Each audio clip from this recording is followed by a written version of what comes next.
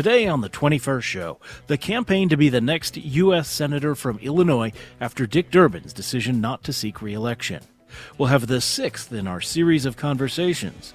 Bryan Maxwell is an environmental research scientist. He's seeking the Democratic nomination. We'll talk with him about domestic policy, foreign affairs, and politics in an era dominated by President Donald Trump and the MAGA movement. We also want to put your questions to the candidate, so give us a call, 800-222-9455. That's 800-222-9455. I'm Brian Mackey with Bryan Maxwell for the Hour, today on the 21st Show, which is a production of Illinois Public Media. But first, the news.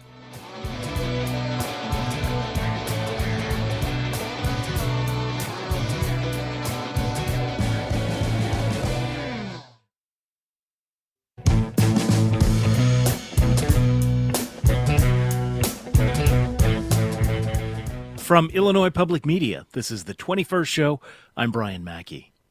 The race to succeed Dick Durbin as U.S. Senator for Illinois continues, and today we bring you the latest in our series of conversations with candidates in the primaries.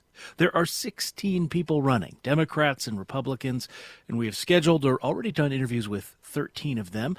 Another doesn't seem to be doing media. One had a death in the family. We hope to reschedule. And the last, Congressman Raja Krishnamurti, who is reportedly in Urbana today. Please check your email. We'd like to talk. Bryan Maxwell is one of the 10 people hoping to represent the Democratic Party in this fall's election. He's an environmental research scientist at the University of Illinois, Urbana-Champaign, making him one of the few candidates in the race not based in Chicagoland. Maxwell was raised in Charlotte, North Carolina, and he earned a doctorate in agricultural engineering from North Carolina State University. Postdoctoral work took him to Champaign-Urbana in 2020, where he's resided ever since.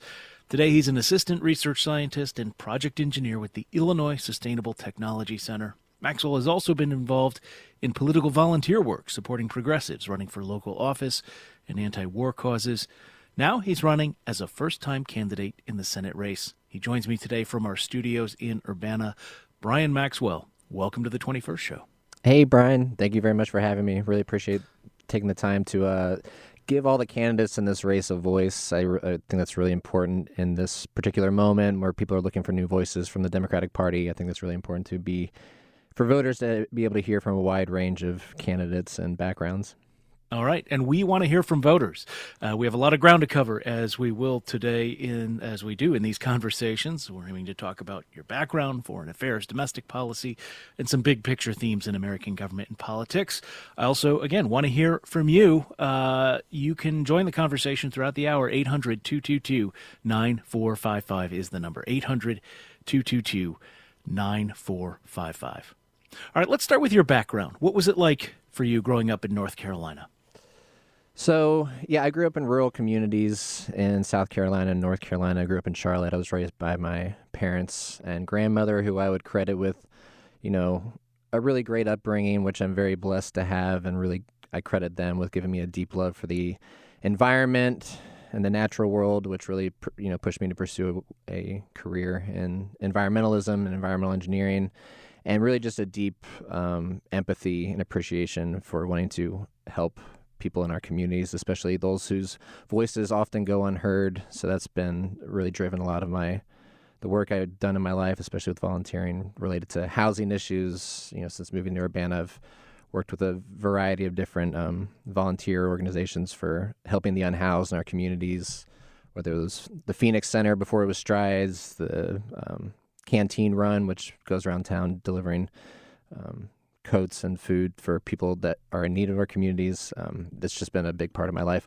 I grew up in rural communities. This is why I, really understand how a lot of rural communities in this country have felt left behind by the resources and the economy in much of this country. In particular, rural healthcare is definitely an issue and something that I talk about in this campaign. Growing up, I almost lost my brother to an allergic reaction. Growing up in rural South Carolina, we lived in a pretty small town where the closest doctor living to us was operating out of a single wide trailer, and he had an allergic reaction to an ant bite. We tried to get him to a to that doctor, didn't have an EpiPen while he was going into anaphylactic shock, and he, almost lost his life because there wasn't, nearby healthcare adequate resources. So, I think rural communities definitely need some more attention and investment around this country. And as one of the downstate candidates on this ballot, one of the only downstate candidates on this ballot, I think downstate communities really want a better representation in Congress. We'll get to that. Tell me about agricultural engineering. What draws you to that as a field? Yeah, for sure. So agriculture plays a huge part in our natural world. It is one of the biggest land uses in this country. It is a huge part of the economy. There are, what got me into that, there's a huge role for environmentalism to play in the agricultural economy, particularly with respect to more sustainable agriculture. I think that our federal policy, particularly as it relates to the Farm Bill, could use a lot of helpful rewrites to help promote more sustainable agriculture in this country. Right now, we mostly only give federal subsidies to a pretty small number of commodity crops, rather than promoting more diversified agriculture in our country that would not only lead to more economically sustainable markets, but more environmentally sustainable markets. And this is crucial for farmers, because farmers are really at the root of our society. They're literally producing the food that's at the base of our society, and I think we need better agricultural policy to support them. Unintended, it sounds like. All right, so you're running for Senate. The word Senate, the Latin root is senex. It literally means old man. I didn't even know that. Thank you for giving me a little tidbit of information today. Why are you aiming for the U.S. Senate on your first campaign? Why not school board or even state Senate? You're 37 years old. True. Not an old man. And those are all options in the future. Should this campaign not succeed? I got into this race in this moment because of what I saw as a lack of leadership at the national level for the Democratic Party and a complete political and moral failure during the 2024 election. And I thought that I think we need new leadership at the federal level, and I think we need hard conversations in our Democratic primaries, because we did not have those hard conversations in the 2024 election, and we're living with the consequences of that. I saw the party lose not once but twice to one of the most unqualified, morally corrupt people to ever hold the White House, not once but twice. And I had hoped after that second loss there would be some level of introspection, some level of hard lessons learned by the party. And I have not seen that happen at all. And the clearest example of that being the case is that on some of the party's most unpopular policies, it is the establishment of the Democratic Party is choosing to double down, and rather than listen to their voters who have been marching in the streets for years now, and choose not to listen to their voters. And I think we need to be doing that, and the federal leadership of this party is not doing that. Well, you said political and moral failure. The political failure is self-evident, right? Yep. Trump won the election. What is the moral failure in your view?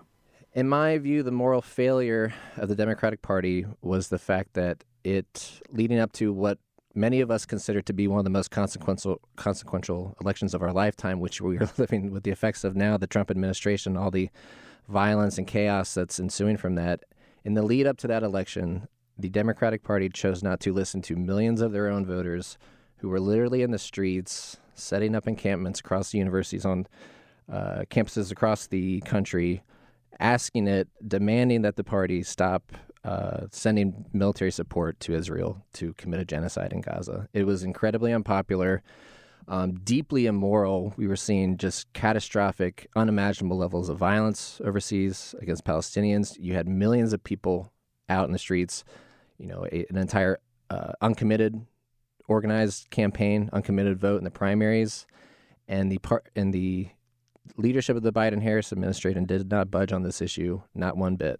And to me, I see that as a moral failure of refusing to listen to voters who are trying to go through the correct means of, having their voices heard, protesting, going through the democratic process, and that was completely not heard. And I think that was a really clear missed opportunity by the Democratic Party. And the establishment is still doubling down on these policies. We are still continuing to send military aid to Israel. Two of the leading candidates in this race, the Lieutenant Governor and Congressman Krishnamurthy, have explicitly said in interviews that if elected to the Senate, they would continue this policy.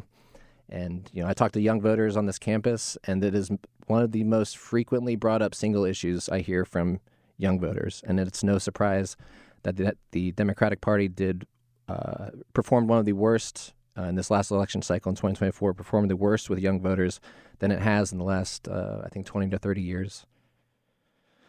So this is something I've been asking all the candidates, at least all the Democratic candidates. Yep.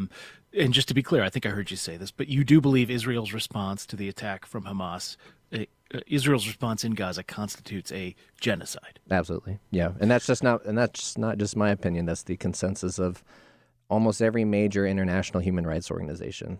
What should the United States do about that? What are our moral obligations if you believe that's the case? Our moral obligations are to stop sending military aid to Israel. It is a clear violation of the Leahy Act, which says that the U.S. should not send weapons to countries that are using them for war crimes, and there's more than abundant evidence that has been the case. That is consistent with the Geneva Conventions, which says that countries should take material steps to put an end to supporting a genocide. And I think Americans really need to understand, I think a lot of Americans do, but we need to understand that this is not just something that we are just letting happen. It's not simply that we're failing to intervene. It is that we are directly contributing to this conflict. We are the primary arms dealer for Israel, and that needs to be understood by Americans.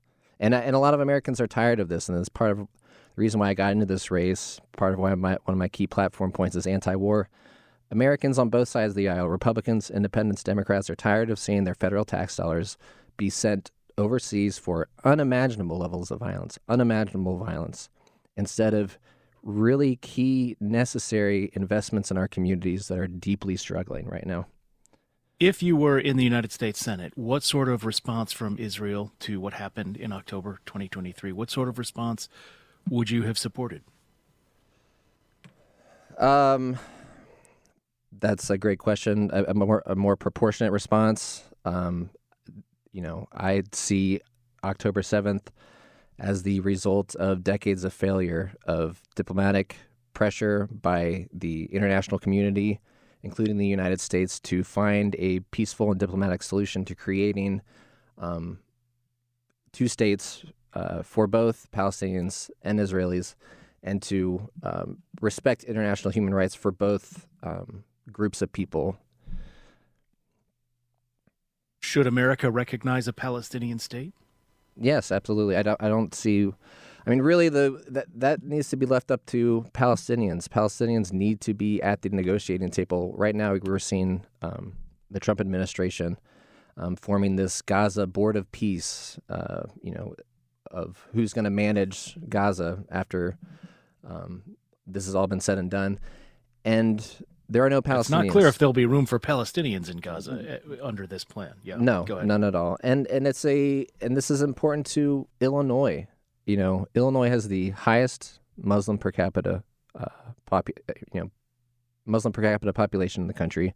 We have the largest Palestinian American community in the country, and their voices are not being heard at all. And that's why we're seeing a lot of challengers to incumbents in this election cycle, with Dylan Blaha challenging Nikki Budzinski in this district, Joey Roosevich challenging Sean Casten up in the 6th district.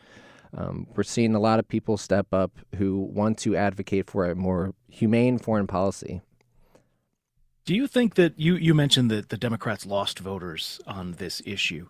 Do you think that the voters were right in that? Was that a proper assessment of the lay of the land? Or I guess another way of saying that is, are Palestinians better off today than they would have been under a President Harris? I don't know how appropriate that question is, because it was the Biden-Harris administration that collectively helped Israel drop the equivalent of 6 nuclear bombs on Palestine. So whether or not they'd be better off under the Trump administration or the Harris administration, it's hard to say, because we watched the Biden-Harris administration collectively destroy most of the infrastructure of Gaza. So I don't see it as them as being better or worse off, and was probably the consensus of much of the community who chose to withhold their votes in that election cycle. Well, as Kang and Kodo say on The Simpsons, it's a two-party system, for better and worse. Right. Just a couple of minutes until we need to take a break. Maybe we can hit a couple of other foreign For sure. policy topics. Should America seek to conquer Greenland or acquire Greenland? No. And generally, I think we need to stop with this policy of regime change, military intervention, economic sanctions around the world. I don't know. Let's Sanctions. So would you support removing sanctions from Iran, North Korea, for example? Yes. Economic sanctions, and this is a very misunderstood aspect of foreign policy, how deeply damaging economic sanctions are to countries around the world. The Lancet previously published a study earlier last year saying that U.S. unilateral sanctions, economic sanctions, are roughly responsible for about 500,000 premature deaths every year for the last 50 years, on average, 500,000 premature deaths. U.S. economic sanctions, because much of the global financial market system is backed by U.S.-backed institutions, by the U.S. dollar, U.S. sanctions effectively cut off resources for that country to international trade. It makes it harder for people in those countries to access food, fuel, resources. Some of the largest migrant outflows around the world have been from countries that have been under U.S.-backed sanctions for 20 to 30 years. We've seen Venezuela be under sanctions for the last 30 years. We've seen Iran be under sanctions for something roughly 20 to 30 years. We've seen Cuba be under sanctions for over 50 years. U.S. sanctions are one of the most damaging foreign policy things that we do around the world, and they're one of the least understood by people in this country. They're seen as a form of soft power, soft influence, when in fact it's extremely damaging. It is basically siege warfare.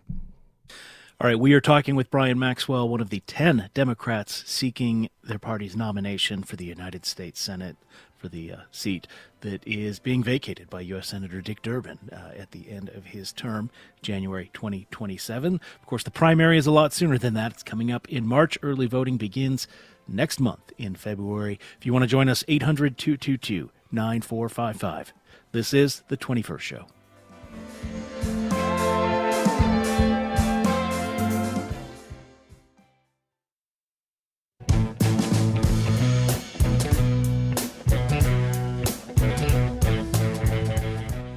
It's The 21st Show. I'm Brian Mackey. My guest for the hour today is Bryan Maxwell. Very alliterative show. One of the people running in the Democratic primary for the United States Senate in Illinois this year. One of the 10 Democrats running. He is also an agriculture engineer and works with the Illinois Sustainable Technology Center at the U of I in Urbana-Champaign, where he has resided since 2020. 800-222-9455 if you want to join us on the program today. 800-222-9455. I want to stay with foreign policy a little longer because I think this is probably one of the areas where you have the most disagreements with some of the other candidates in this race. Does the U.S. have an interest in a free Ukraine? Yes, absolutely. I mean, there's no question that the people of Ukraine have suffered immensely under the Russian invasion, and there needs to be a norm around the world of respecting international law and respecting borders. And we absolutely need to be supporting the people of Ukraine in fighting for their independence and fighting for independence movements around the world. People should be able to live in peace and prosperity in their own countries. And part of what I would like to add to that is that I think the United States, if we want other countries to respect international law, we ourselves need to respect international law when we're going in and doing things like illegal invasions of Iraq, illegal kidnappings of the leader of a state in Venezuela, regime change in Libya. If we want other countries to respect international law, respect borders, and respect humanitarian rights, I think the U.S. needs to start leading by example, and it hasn't for most of the last 40 years. Well, how about Venezuela as an example then? Because there are those who will argue the leader was a bad guy. He seems to have stolen the last election from the opposition party, which won the leader of which won the Nobel Peace Prize, although she was personally not permitted to run. Why not support the toppling of a guy who caused a lot of pain and suffering in Venezuela over the last decade? the United States works with bad people all around the world, and including in Saudi Arabia and the UAE. The U.S. did not topple the Venezuelan government or remove the leader because he's a bad guy. They removed the leader of Venezuela because the Venezuela government's been opposing the U.S. government's interests in the region for decades. If the U.S. cared about the welfare of the people of Venezuela, it would have ended the U.S. sanctions on Venezuela over 30 years ago, which have been causing economic pain for 30 years. And we need to understand the one aspect of economic sanctions is it generally makes governments become more authoritarian around the world. Economic sanctions and regime change generally make governments around the world act more authoritarian. We see how this played out in the U.S. back in 2001 when the U.S. Was the target of one of the worst attacks in our country's history on 9/11 from an outside, from foreign interests. One of the worst attacks in our country's history. We saw after that the U.S. display a lot of authoritarian tendencies. We saw a lot of loss of rights. We saw us engage in warfare all around the world, resort to the use of torture in many cases. And this was just how we responded to one day of attacks on our country. When we go around the world and attack other countries, sanction them, threaten to remove them from power, those governments generally tend to become more authoritarian. And the U.S. needs to understand its role in promoting that tendency. So this is one of the many aspects of foreign policy. And I appreciate you let me take some time to talk about foreign policy because I don't think enough Americans understand the connection of foreign policy to domestic issues. I'll just give a few quick examples. The main one, over half of our federal spending goes towards military spending. Over half of our federal income tax money and discretionary spending goes towards military spending and primarily the Pentagon, an agency that hasn't passed an audit in over 10 years. And those have real impacts in our communities. That means that money is not spent on housing systems, that is not spent on food and housing assistance and healthcare. That has real consequences for our communities. So that's just federal spending. With respect to climate change. And just to be clear, discretionary spending, just to emphasize that point. So this is not counting Social Security, Medicare, Medicaid. Okay. Yes. Yep. Over half of discretionary spending. We talk about climate change. I'm an environmental researcher. I've studied climate science most of my life. The U.S. military is the largest institutional source of greenhouse gas emissions on the planet. That is a fact. The only institutions that have larger emissions than the U.S. military are entire countries. I find that there is very little hope of us adequately addressing climate change if we are not investing enough resources and our best and brightest minds into addressing climate change. We are seeing a global rise in military spending, a global rise in militarism that is taking us further and further away from the kind of international collaboration and cooperation that we're going to need to address this global issue. It's taking us further and further away from it. And on my last point, I'll talk about immigration. Like I talked about U.S. sanctions before, regime change.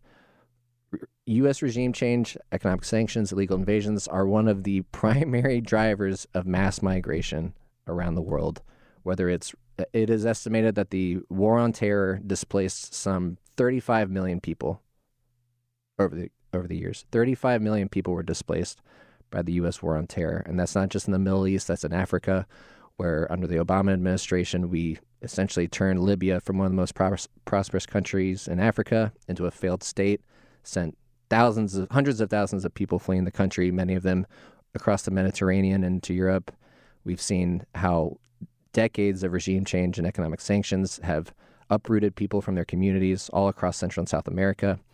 And it is a root driver of mass migration around the world, and it has in many ways led to the rise of the far right around the world, who have, really weaponized immigration and sought to, advance their own causes on it and use it to, in my mind, promote a pretty harmful and racist platform as far as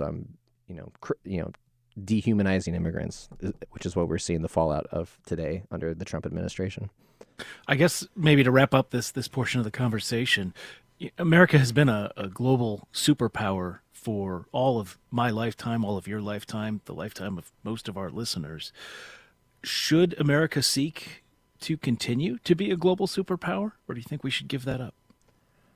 I don't think that it is in America's best interest, American citizens' best interest, to try and maintain ourselves as a global superpower. As we've seen military spending go up, we've seen material conditions in this country worsen. I don't think that we can have $1 trillion a year military budget and adequately take care of people in this country, because we are not.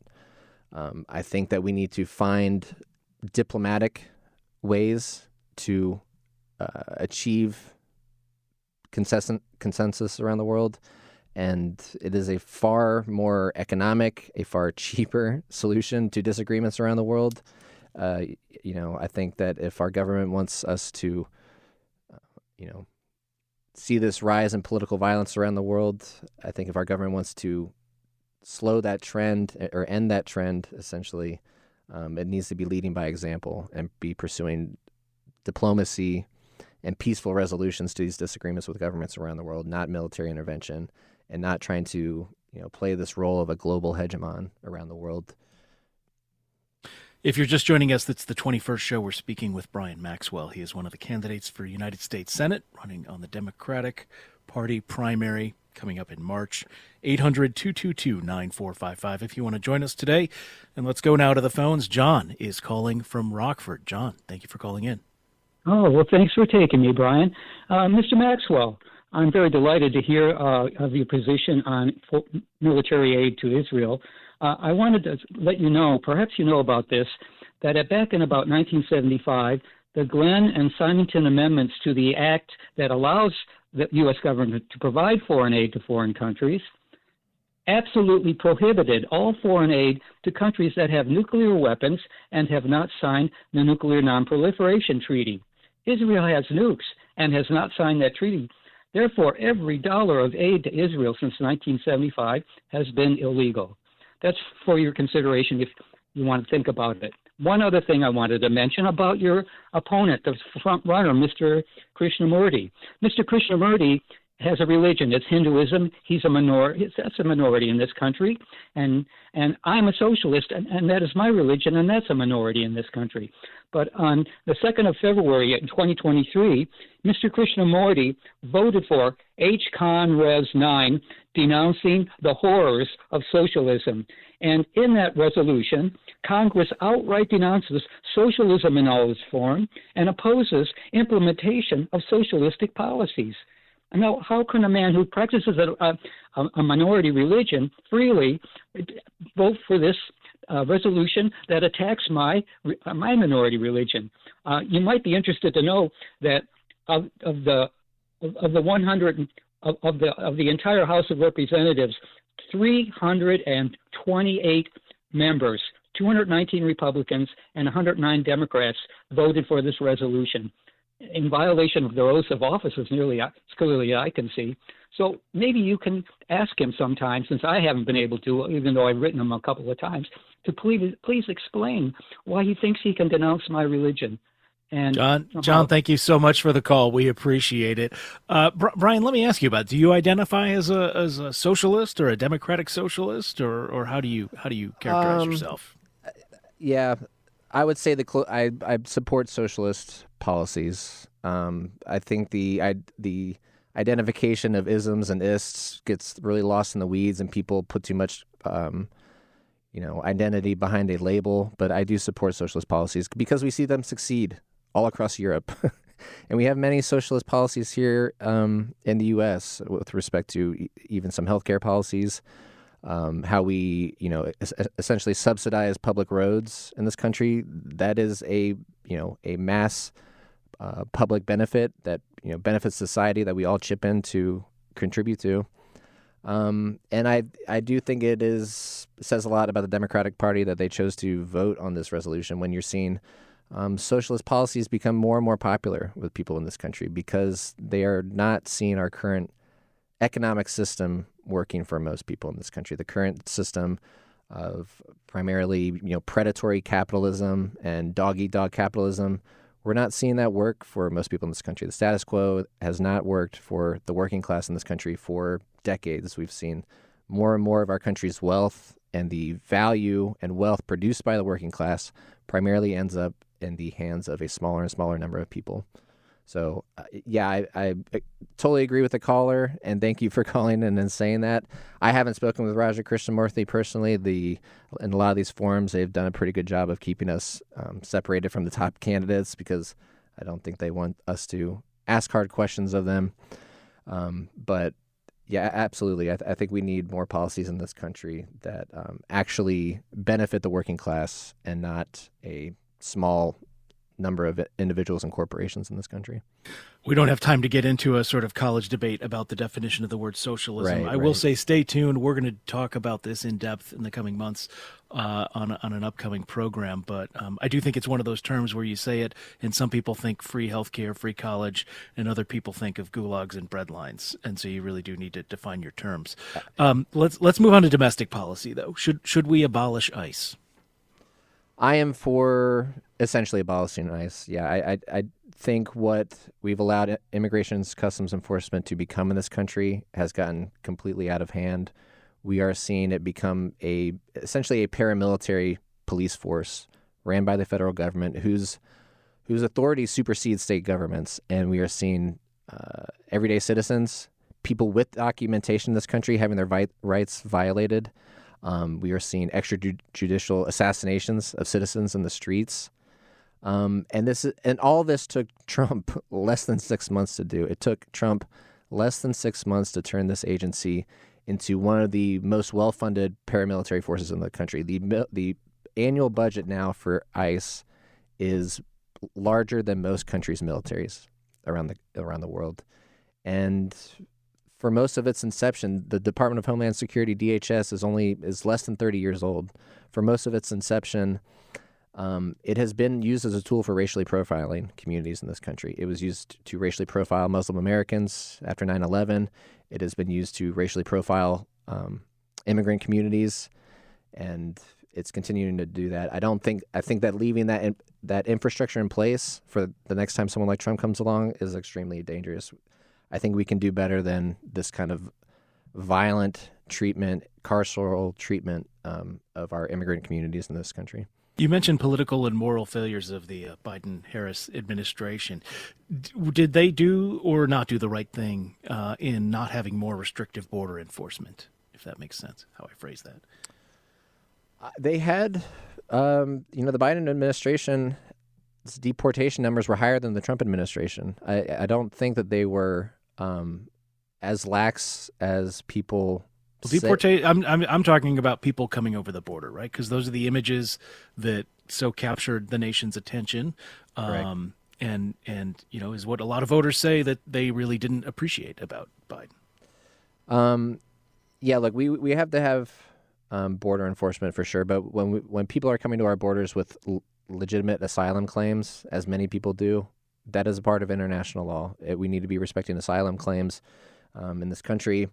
And I think we need a holistic reform to our immigration policy that doesn't include just a pathway to citizenship for many of the people that have been in this country for decades and are contributing members of society, not just that, but a holistic overview, a holistic change to our immigration policy that includes how we approach foreign policy, how we handle these interventions and economic sanctions on other countries that are often a driver of people into this country.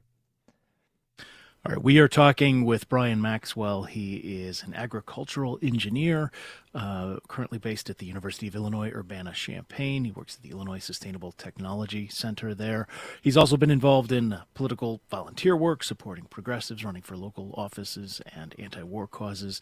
And he is a first-time candidate in the race, the Democratic primary race for the United States Senate, for the office being vacated by U.S. Senator Dick Durbin at the end of his term in January 2027.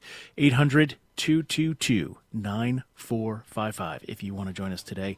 800-222-9455. I should also say, just a little forward promotion coming up on the program tomorrow. We'll be interviewing a candidate for governor. Ted Dabrowski is a former banker and sort of policy think tank guy here in Illinois. He's running for the Republican nomination. If you have questions for him, talk@21stshow.org is our email address. Talk@21stshow.org. socialist.org. That's coming up tomorrow on the program, but we will have more with Senate candidate Bryan Maxwell when we return. This is the 21st Show.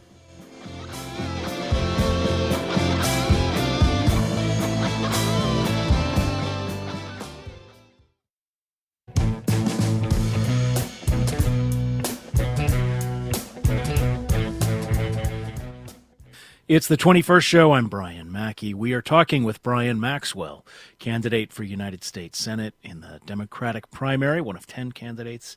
That election is coming up in March. If you want to join us today, 800-222-9455. I should say we are speaking with 13 of the 16 overall candidates. We've either done so or are scheduled to do so. You can find a link to hear others in our series of conversations at our website, 21stshow.org. All right, Bryan, we have less than 15 minutes left. We could spend an hour on each of these topics, but we're not going to. So Let's do some kind of quick, maybe, sort of quicker hits on some of the domestic policy topics that are of interest to many voters. Do you own a personal firearm? I don't personally own a firearm, but I respect citizens' rights to own a firearm. I think that needs to be done responsibly and with adequate training and enforcement. What do you say to the voters who think Democrats in general and the present administration in Illinois in particular are out to get them? I don't believe that to be the case, but I do think that I think that citizens need to effectively be responsible for how they exercise their Second Amendment rights. We all live in the same society. We have to live with the consequences of us having one of the worst gun cultures in the world. It's just a fact that we have some of the highest rates of gun violence in the world, and that comes with a responsibility. Having the Second Amendment comes with some responsibilities to own that firearm responsibly. Sorry, I keep saying the word responsibly a lot, but I think this needs to be adequately enforced. Abortion is obviously another issue on a lot of people's minds. When do you think life begins? Wow, that is more of a metaphysical question than. I regardless of when life begins, I believe that women deserve the right to exercise control over their own bodies, and that's really what I think a lot of the debate about abortion rights is not allowing women the right to exercise rights over their oin bodies. We have some of the highest rates. I hear that. I'm going to gently push back on that because I know there are, people out there of good conscience, who truly believe that abortion is murder. And I think they would take issue with the idea that, this is only about controlling women as chattel, which I know is also a widespread view among people. So that's why I asked the question as, because this is it, right? If life begins, at the quickening or 6 weeks or 12 weeks or I don't believe right? I don't believe that life begins at conception, and I don't believe that women choosing to have an abortion is murder. Another issue that the Trump administration and Republicans generally have put front and center are protections for transgender people, transgender health care, everything from expelling people who are trans from the military, changing passport opportunities for gender markers. Where are you on this issue? What do you think of how the administration has been proceeding, and what would you do about it in the Senate? I think that we need to be protecting some of our most vulnerable communities, and the LGBTQ community, including the trans community, has some of the highest rates, are the targets of some of the highest rates of violence, some of the highest rates of mental health issues, suicide, and I think these communities need to be supported. They need to feel supported.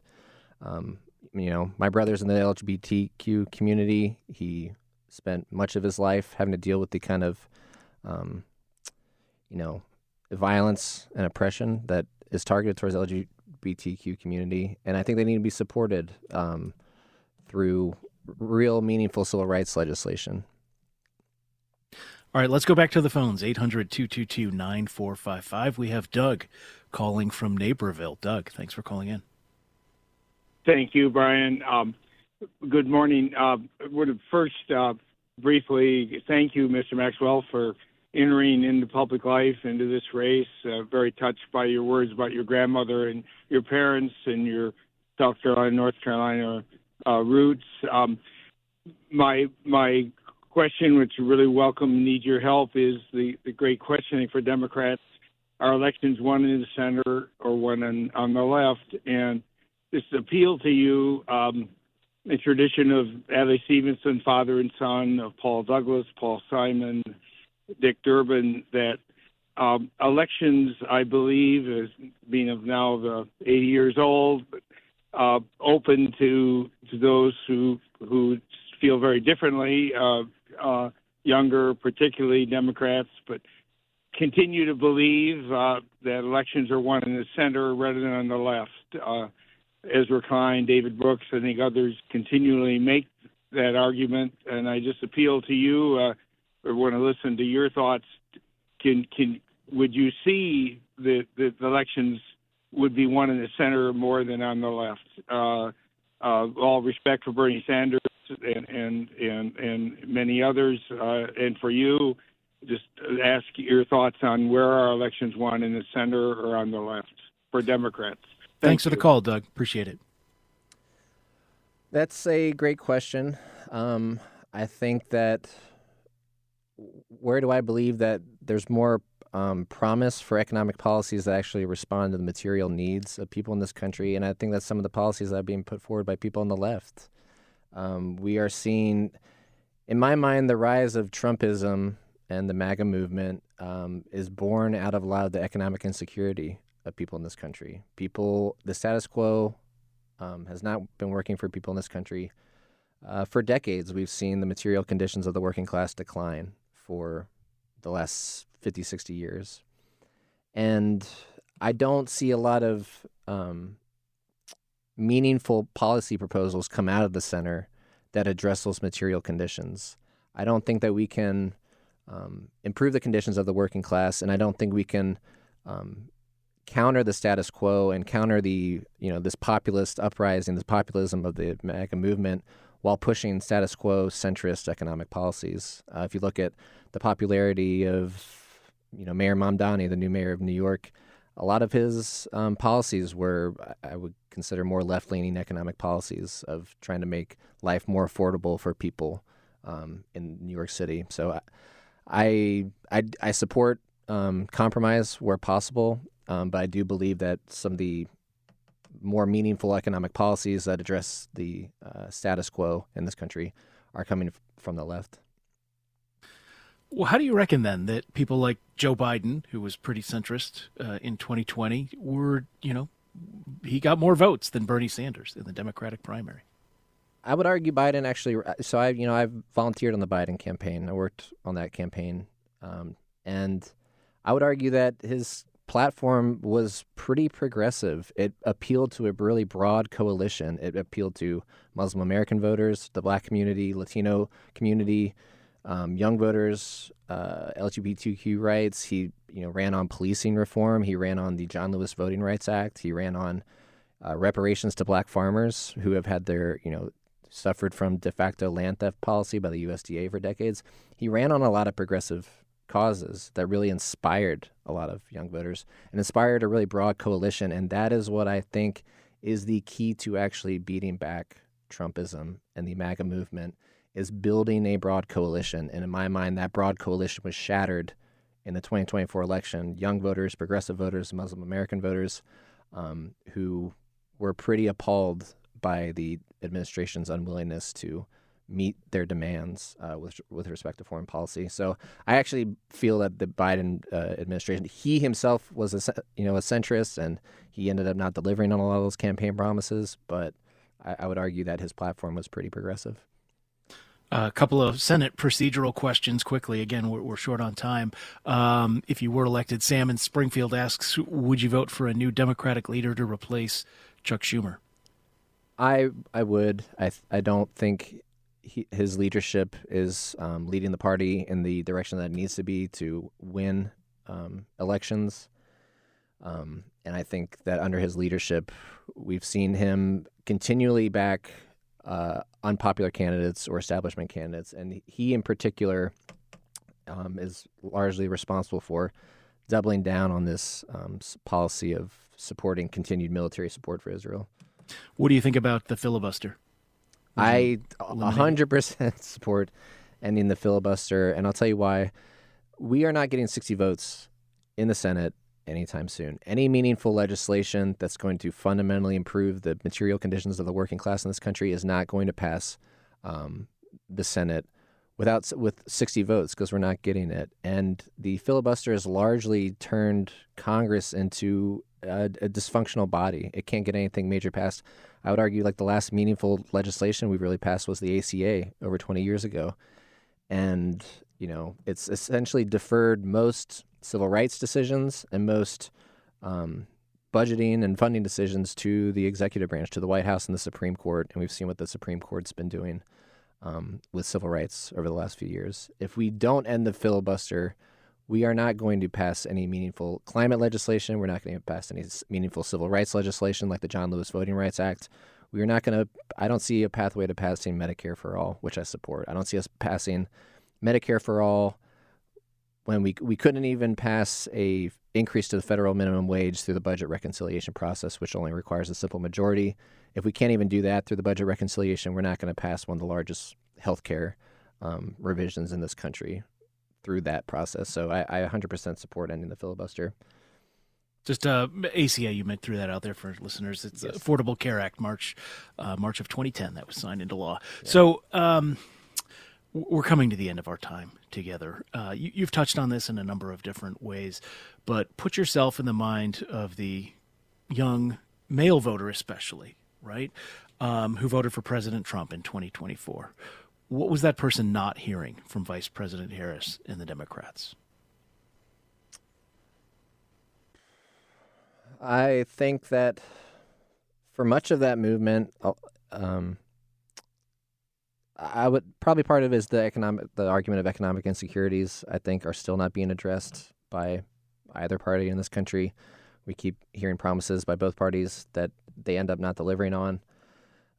But what a lot of the young male voter movement heard from at least Trump saying, he's not delivered on this at all, and like most things, he's lied about it, but was that he wanted to focus on people in this country rather than getting us untangled in another war, getting us, sending more money overseas and starting up another war, and investing in communities here at home. And a lot of people want to see that. A lot of people in this country want to see us stop getting entangled in foreign wars and start investing our federal tax dollars here in our communities at home on things like housing, on healthcare, on education, on reparations that are long overdue. People want to see our federal tax dollars invested in communities here at home rather than constantly being sent overseas.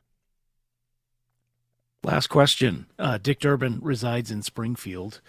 What difference do you think it makes for Illinois to have someone from outside Chicago representing the state in the Senate?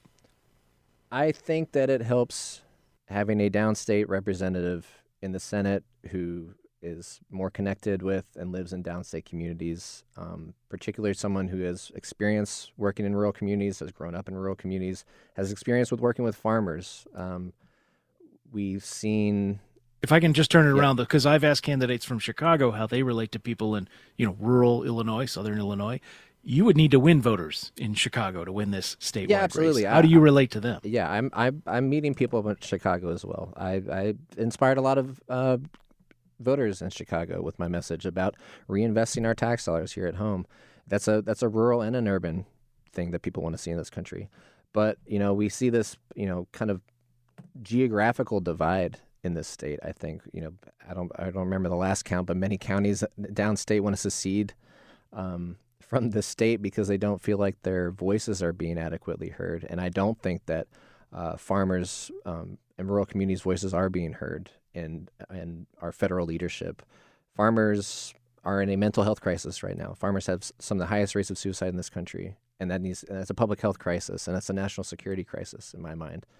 And we need to be doing investments in rural health care, access to virtual mental health services, and we need to be helping build more reliable agricultural economies, which we are not doing. And the Trump administration has played a large part in totally upending international trade markets through his kind of reckless unilateral tariffs. We will have to leave for another day the debate that I would love to have about For whether sure. farmers are over or underrepresented in Congress. Oh, Bryan Maxwell absolutely. That's a great point. It's a great point. Yeah, you're very true. Bryan Maxwell is a candidate for United States Senate. He's running in the Democratic primary. The election is coming up in March. Early voting begins in different times in different places in Illinois, so I'm not going to give a date, but in February, check your local listings. Bryan, thanks for taking the time to be with us. Thank you very much. Thanks for having me on. The 21st Show is a production of Illinois Public Media. I'm Brian Mackey. Thanks for listening. We will talk with you again tomorrow.